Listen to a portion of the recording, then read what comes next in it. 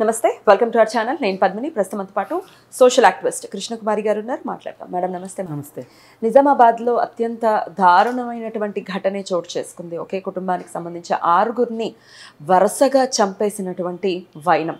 అసలు ఇంత క్రూరంగా ఒక మృగంలాగా ఈ ప్రసాద్ అనే వ్యక్తి వ్యవహరించాడు అని అనటంలో ఎటువంటి సందేహం లేదు. అందరినీ చంపేసినటువంటి పరిస్థితి. అసలు ఏంటి వ్యవహారం? ఇంతమందిని చంపేసి, అంటే చంపేసినా పర్వాలేదు బయటకు వచ్చేస్తామన్న థాట్ ప్రాసెస్తో ఉంటున్నారా? ఇట్లా ఇంత క్రూరంగా బిహేవ్ చేయడం, పిల్లల్ని కూడా చంపేసి, అసలు దీని గురించి ఎలా స్పందించాలో తెలియనటువంటి పరిస్థితి మేడం. అసలు ఏంటి ఈ వ్యవహారం? చాలా దారుణమైన సంఘటన అండి. మాట్లాడుకోవటానికి కూడా మాటలు రానంత దారుణమైన సంఘటన. అంటే ఒక్క క్షణం మనకి మెదడు మొద్దుబారిపోయిందా అనిపించేటంత కథనం ఇది. న్యూస్ చదవగానే న్యూస్ పేపర్లో విపులంగా వచ్చింది వార్త. ఏంటి అంటే, ఒక అతనికి పెద్ద ఫ్యామిలీ ఉంది. తల్లి, భార్య, 2 పిల్లలు, 2 చెల్లెళ్ళు. ఇతనికి ఒక స్నేహితుడు ఉన్నాడు. అయితే ఇతను తండ్రి ద్వారా వచ్చిన ఆస్తిని కొంత అమ్మి దుబాయ్కి వెళ్ళాడు. అక్కడి నుంచి వచ్చేసాడు. వచ్చి ఒక సంవత్సరంన్నర నుంచి ఖాళీగా తిరుగుతున్నాడు. ఈ ఖాళీగా తిరిగే ప్రాసెస్లో డబ్బులు ఉన్నప్పుడు తన దగ్గర తన స్నేహితుడికి ఇప్పుడు ఎవరైతే హంతకుడుగా ఉన్నాడో అతనుకి 10 లక్షలు అప్పిచ్చాడు. అప్పిచ్చిన తర్వాత దుబాయ్ నుంచి వచ్చేసాడు వెనక్కి. వచ్చి ఏమీ పని పాట లేకుండా అందరి దగ్గర అప్పులు చేసి బతుకుతూ ఉన్నాడు అతను. అయితే ఆ పరిస్థితుల్లో ఇంకా అతనికి డబ్బులు అవసరమైనవి. ఇంకా డబ్బులు అవసరమైతే మిగిలిన పొలం కూడా అమ్మేసేసాడు. అమ్మేసేసి అప్పులకి కడుతూ ఉన్నాడు. ఇంకా అప్పులైనవి, ఇంకా డబ్బులు కావాలి. ఈ పరిస్థితుల్లో ఈ 10 లక్షల అప్పు ఎవరికైతే ఇచ్చాడో అతను సంప్రదించాడు. అతను ఏం చెప్పాడు అంటే, నా డబ్బులు నాకు ఇవ్వు అని అడిగితే, నేను డబ్బులు అయితే ఇప్పుడు ఇవ్వలేను, కానీ నీకు అప్పు వచ్చే మార్గం చెప్తాను. నీ 2 ఇళ్ళు నాకు నా పేరు మీద తాత్కాలికంగా రాయి. అతనికి 2 ఇళ్ళు ఉన్నాయి. 2 ఇళ్ళు నా పేరు మీద రాయి. నేను బ్యాంక్ లోన్ అప్లై చేసి నీకు డబ్బులు వచ్చేటట్లు చేస్తాను. తర్వాత మనం అప్పులు తీర్చుకుందాము అని చెప్పాడు. చెప్తే ఇతను నిజమైన నమ్మి అతని పేరు మీదకి మార్చాడు. మారిస్తే లోన్ ఇవ్వట్లేదని, అదని ఇదని, ఈ అబద్ధాలు ఆ అబద్ధాలు అలా చెప్పి కాలయాపన చేస్తున్నాడు.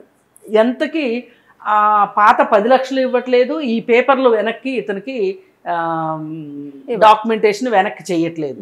ఈ పరిస్థితుల్లో ఇతని దగ్గర నుంచి ఒత్తిడి ఎక్కువైపోయింది. అసలు ఇంత ఒత్తిడి ఎందుకు చేస్తున్నాడు? అతను వేరే వాళ్ళ దగ్గర కూడా అప్పులు చేశాడు కదా, వాళ్ళందరూ ఒత్తిడి పెడుతున్నారు కదా అని చెప్పి అతను ఇతని మీద ఒత్తిడి పెట్టేసరికి ఇతనికి అర్థమైపోయింది, ఇతను ఊరికినేలాగా లేడు అని చెప్పి ఒక పథకం వేసి అతని తమ్ముడు, ఇంకొక ఫ్రెండు, వీళ్ళందరూ కలిసి ఓ పథకం వేసి ఏం చేశారంటే, ఈ కుటుంబాన్ని చంపేస్తే ఈ 10 లక్షలు అప్పు ఇవ్వక్కర్లేదు, ఈ 2 ఇళ్ళు తనకే ఉండిపోతాయి అని ప్లాన్ చేశాడు.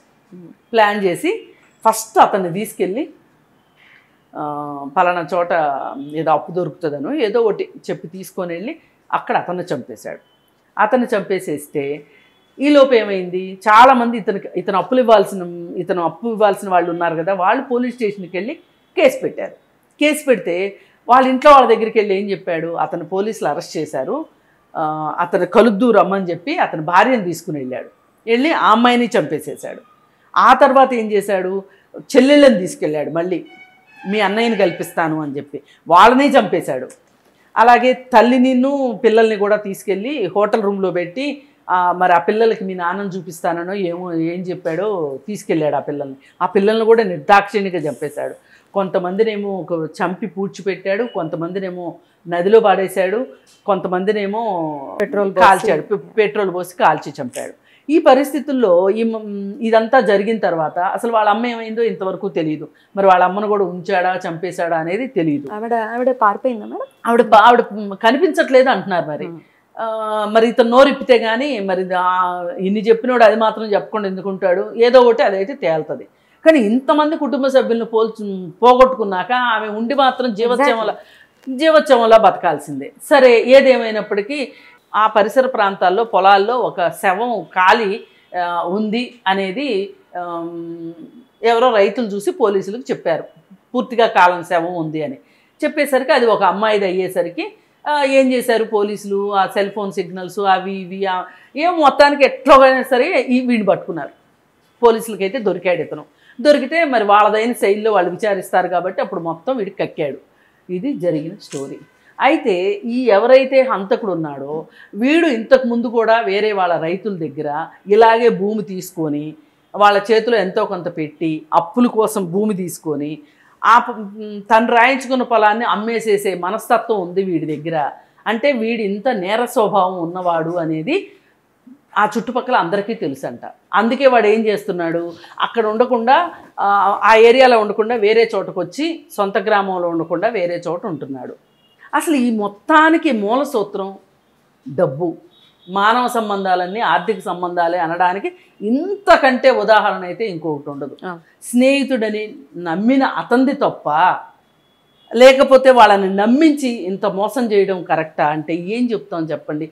నేను ఈ మధ్య కాలంలో మటుకు ఇంత పాశవికమైన ఇంత హృదయ విదారకమైన సంఘటన అయితే నేనైతే చూడలేదు. అసలు ఎలా మనసొప్పింది అంటే వాళ్ళు అంతమంది చనిపోయిన తర్వాత నీకు ఒకవేళ ఈ కేసులోంచి ఈ కేసు బహిర్గతం కాకపోయి ఉంటే ఈ ఆస్తి అంతా నీ చేతికి వచ్చిన తర్వాత అసలు నీకు ఎలా మనసొప్పుతుంది, ఎట్లా మనశ్శాంతిగా ఉంటావు అంటే పెద్ద సమాధానం లేని ప్రశ్న ఉంటుంది మన ముందు.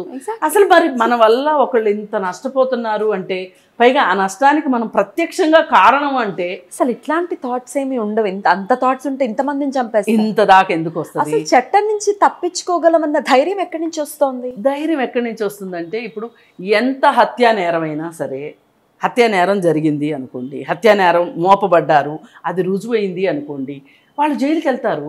ఆ జైలుకి వెళ్తే చూసుకుందాం యావజ్జీవ శిక్ష పడుతుంది, కానీ తన కుటుంబానికైతే ఆ డబ్బులు ఉంటాయి కదా, మిగిలిపోతాయి కదా అని ఆలోచిస్తారా? ఏం ఆలోచిస్తారు వీళ్ళు అంటే? నేరం చేయడానికి కూడా నేర మనస్తత్వం ఉంటేనే నేరం చేయగలుగుతారు. ఆ నేర మనస్తత్వానికి కూడా సైకాలజిస్టులు చెప్పేవి 2-3 రకాల కారణాలు ఏంటి అంటే, ఒకటి తాత్కాలికంగా మనకి డబ్బు ఒక ప్రధానమైన విషయం అయింది అనుకోండి, డబ్బు వస్తుంది, దాంతో విలాసాలు చేస్తారు, జల్సాలు చేస్తారు, డబ్బులన్నీ అయిపోతాయి. ఇది ఒకటి. ఇంకొకటి ఏంటి అంటే, నేను ఈ పని చేస్తున్నానంటే నాకు ఆ క్షణానికి నాకు ఒక ప్లెజర్, నేను చెయ్యాలనుకున్నది నేను చేసి చూపించాను, నాకు అసలు భయం అంటే తెలియదు, నేను భయపడను అనేది ఒక మనస్తత్వం. ఆ సందర్భంగా తన గురించి అందరూ ఏమనుకుంటారు. ఇప్పుడు ఇది జరిగింది, ఈ జరిగే లోపు అసలు చుట్టూ ప్రపంచం ఏమనుకుంటుంది ఈ హత్యల గురించి, వాళ్ళు దాన్ని ఎంజాయ్ చేస్తారంట. అంటే పైశాచిక ఆనందం అంటారు కదా, ఆ పైశాచిక ఆనందం వాళ్ళని ఈ పనులు చేయిస్తుంది. పైగా ఇలా చేస్తేనే కానీ వాళ్ళు సంతోషపడని ఒక మనస్తత్వంలోకి వాళ్ళు దిగజారిపోతారు. ఇప్పుడు కొంతమంది ఉంటారు, బాగా డబ్బులు ఉన్న వాళ్ళు కూడా చాలా చిన్న చిన్న వస్తువులు దొంగతనాలు చేస్తూ ఉంటారు. అది ఒక రకమైన మానసికంగా జబ్బు. అలాగే ఇప్పుడు వీడు వాళ్ళందరి దగ్గర నుంచి డబ్బులు తీసుకున్నాడు, ఆ డబ్బులు తీసుకొని జల్సా చేశాడు, పని పాట లేకుండా జులైలాగా తిరిగాడు. అసలు వాడి ఫేస్ చూస్తే కూడా జులై మొహం. ఆ జులై మొహాన్ని వీడెట్లా నమ్మాడు, అసలు వీడెంత తెలివి తక్కువాడు. అసలు వీడికి తల్లి ఒక బాధ్యత, చెల్లెళ్ళు ఒక బాధ్యత, భార్య ఒక బాధ్యత, 2 పిల్లలు బాధ్యత. ఇన్ని బాధ్యతలు ఉన్నవాడు ఇంత బాధ్యతారహితంగా సంవత్సరం నుంచి ఖాళీగా ఉంటూ ఆస్తులు అమ్మేసేసుకుంటూ ఇలాంటి ఈ మాత్రం వెధవని గుర్తుపట్టలేని తెలివి తక్కువతనంలో ఉన్నాడు అంటే, వాడు కూడా ఏ రోజుకు ఆ రోజు ఈ రోజు గడిస్తే చాలు అనుకునే మనిషి అయ్యి ఉంటాడు వాడు ఖచ్చితంగా. లేకపోతే తండ్రి చనిపోతూ తల్లిని చెల్లెళ్ళని నీ చేతిలో పెట్టి చనిపోయాడు. చనిపోయినప్పుడు నువ్వు దుబాయ్ అని చెప్పి వెళ్ళావు, అక్కడ కష్టపడుకోకుండా వచ్చేసావు. వచ్చి ఇక్కడికి వచ్చి కష్టపడకుండా వ్యవసాయం చేయడం నామూషి. ఇట్లాంటి వాళ్ళకి ఉన్న పొలం అమ్ముకుని తిని తిరిగి ఇంత బాధ్యతారహితమైన వ్యక్తికి చుట్టూ ఉన్న బంధనాలు కూడా ఎంత దారుణంగా బలైపోయారో వాళ్ళు. ఇవన్నీ చూస్తుంటే అసలు ఈ కుటుంబం ఇంత అన్యాయం అయిపోవడం వెనకమాల మనం అందరం బాధపడటం కంటే కూడా ఇది ఒక రకంగా సమాజానికి ఒక అలారం అని అనుకోవాలి.